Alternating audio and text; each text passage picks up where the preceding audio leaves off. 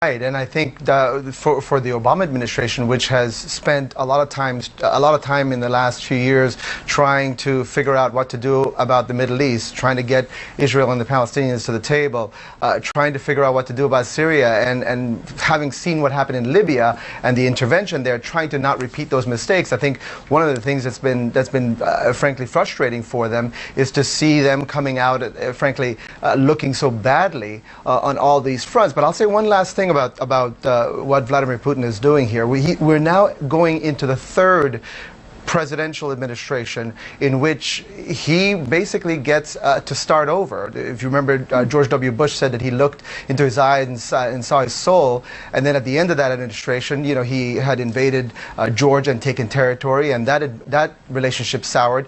Barack Obama tried to reset the relationship. We see where that has ended, and now Vladimir Putin sees, you know, he's kind of come out ahead in both, you know, administrations, 16 years of relationships with American presidents.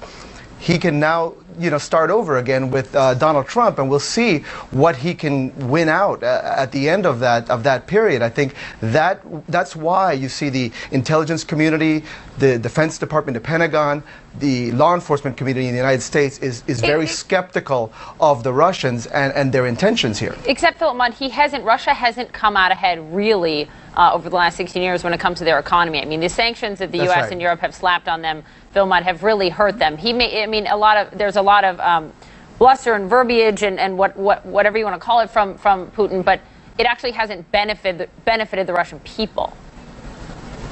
I think that's right. You got to look at this two ways. First, as you're suggesting, there's an economic piece of this. Sanctions might have actually impelled Vladimir Putin, who has to at least think at some level about his domestic constituency, to move forward to try to develop a new relationship.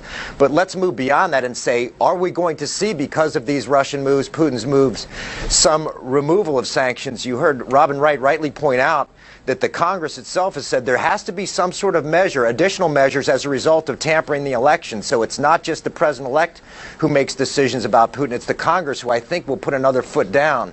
And then when the president-elect gets into the Oval Office, he's going to have some realities. I expect the Russians to keep stealing American secrets via computers. The second is he's going to deal with Russia in Iran, Russia in Syria, and he's going to have European allies come in and say, what are you going to do when the Russians continue to disrupt our elections? So reality is going to be difficult. I think the president-elect is going to realize that the man he decided to develop a relationship with actually snores all night. This is a difficult relationship. It's not a Cinderella moment. So right now it's easy, but it's going to get more difficult when things move on. Well, I'm glad you said that. I'm glad you said that, because I want to bring in Robin here. Robin, if we can, because and it's sometimes hard to take the politics out of this, and people, you know, view things through an ideology and a political lens all the time. But on the surface, if you just look at it and you read the statement, this is all smoke and mirrors. The question is whether it's a Democratic administration or a Republican administration, whoever would be coming into the White House next, if you read this sort of thing and this was happening, should they fall for this? Shouldn't they know that this is posturing